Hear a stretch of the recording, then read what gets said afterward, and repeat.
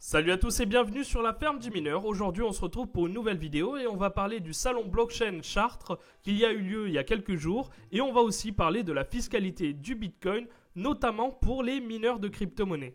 A tout de suite.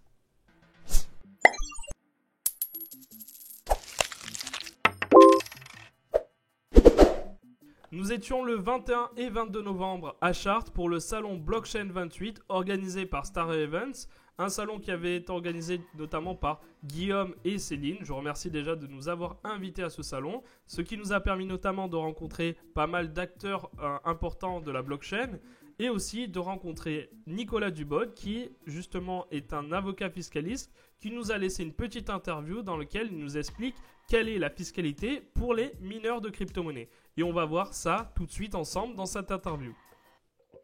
Salut à tous et bienvenue sur la ferme du mineur. Aujourd'hui on se retrouve pour une nouvelle vidéo et je suis en compagnie de Nicolas Dubois qui est avocat fiscaliste et aujourd'hui on va poser quelques questions sur la fiscalité du Bitcoin. Bonjour. Bonjour. Alors voilà, vous attendez à la question fatidique que tout le monde se pose, c'est déjà la première question, c'est est-ce que le Bitcoin est légal ? Ah oui, le Bitcoin est légal et j'en veux pour preuve que il fait l'objet de dispositions spécifiques dans le Code monétaire et financier et il va faire l'objet, alors peut-être pas le Bitcoin, mais les crypto-actifs, crypto-devises vont faire l'objet de dispositifs spécifiques dans le Code général des impôts au cours de ces prochaines semaines. D'accord. Et ou sinon, au niveau de la fiscalité du Bitcoin, on a entendu parler dernièrement de 5 000 euros d'abattement. En dessous, on n'était pas obligé de déclarer. On voudrait un peu clarifier les choses. Comment ça se passe clairement ? Alors, un petit retour en arrière. Traditionnellement, l'administration fiscale française considérait que les gains réalisés lors de la cession de Bitcoin étaient imposables au barème progressif de l'impôt sur le revenu. En avril de cette année, le Conseil d'État est venu préciser que lorsque ces gains sont réalisés dans le cadre d'une activité non habituelle d'investissement sur du Bitcoin ou sur tout autre actif, cryptoactif, eh bien c'était la fiscalité des plus-values dégagées lors de la cession de biens meubles qui s'appliquait. Et ce régime, qui n'avait pas vocation à s'appliquer au départ sur les cessions de Bitcoin, ce régime qui s'applique, on va dire, par défaut, puisqu'il n'existe pas de fiscalité spécifique, eh bien ce régime prévoit une imposition au taux de 19%, plus CSG-CRDS, au taux de 17,2%, donc on arrive à un taux effectif de 36,2%. Mais cette fiscalité ne s'applique que pour des cessions d'un montant supérieur à 5 000 euros. Ça veut dire qu'aujourd'hui, si les cessions sont opérées pour des montants inférieurs à ce seuil, il n'y a pas d'imposition à l'impôt sur le revenu sur les cessions de Bitcoin. Voilà la raison de ces 5 000 euros. Alors j'attire votre attention sur le fait que si on s'amuse à saucissonner les ventes pour être en dessous du seuil, il y a le risque de l'abus de droit, c'est-à-dire que l'administration fiscale pourrait considérer que vous avez de façon abusive saucissonné les ventes dans le but principal, exclusif ou principal, de bénéficier de ce seuil des 5 000 euros. Et puis l'administration pourrait considérer d'ailleurs qu'il s'agit d'un indice de transactions à caractère habituel. Donc ça pourrait venir se retourner contre les contribuables souhaitant optimiser. Alors là, attention, on est en train de parler des personnes qui réalisent des transactions de façon non habituelle sur des crypto-monnaies et qui se sont comportés comme investisseurs. Vous parlez des mineurs, vous parlez aux mineurs. Les mineurs, eux, lorsqu'ils obtiennent des bitcoins ou autres cryptoactifs en contrepartie de leur activité de minage, il faut savoir que ce n'est pas ce régime qui s'applique. Ah. Et oui, l'idée, la position d'administration fiscale qui est tout à fait rejointe par le Conseil d'État et qui va être validée, en tout cas reprise par le législateur, c'est cette fois-ci l'application au barème progressif de l'impôt sur le revenu pour les mineurs, au titre des plus-values réalisées lors de la cession de crypto-monnaies comme le Bitcoin, remis en échange d'activités de minage.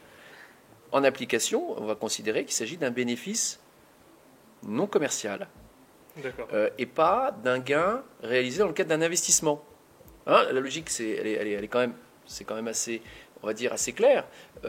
Si la raison pour laquelle le mineur a récupéré, a obtenu ces bitcoins, c'est en contrepartie d'une activité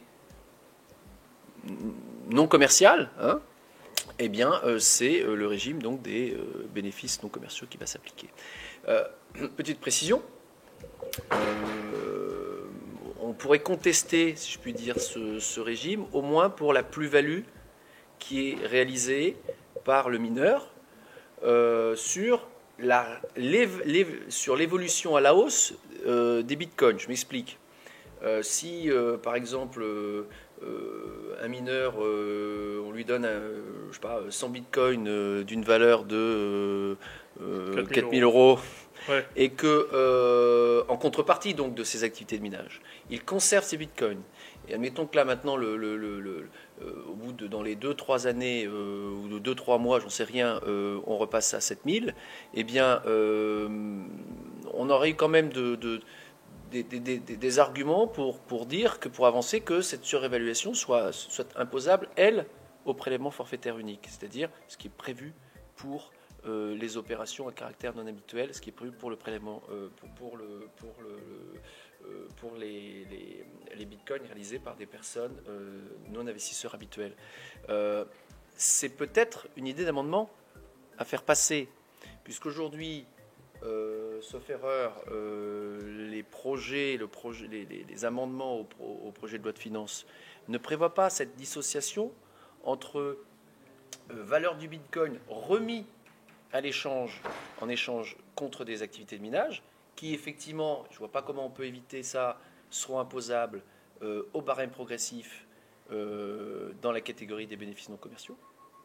Ça, je ne vois pas comment on peut l'éviter, mais par contre, on devrait contester ce même régime pour l'écart à la hausse, hein, bien sûr, qui va intervenir entre le moment où on remet les bitcoins et aux mineurs et le moment où il les vend.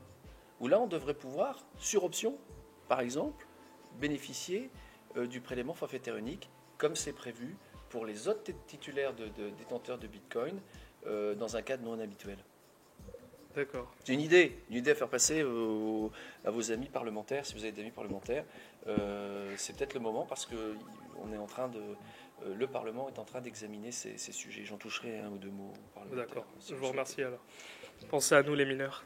On pense à vous, Et c'est sur cette interview qu'on se quitte. Je remercie tout d'abord toutes les personnes qui sont venues au salon nous rendre visite. Je remercie aussi les organisateurs et toutes les personnes qui ont participé à l'organisation. Voilà, j'espère qu'on se retrouvera l'année prochaine pour le prochain salon Blockchain 28. D'ici là, portez-vous bien, minez bien et à bientôt.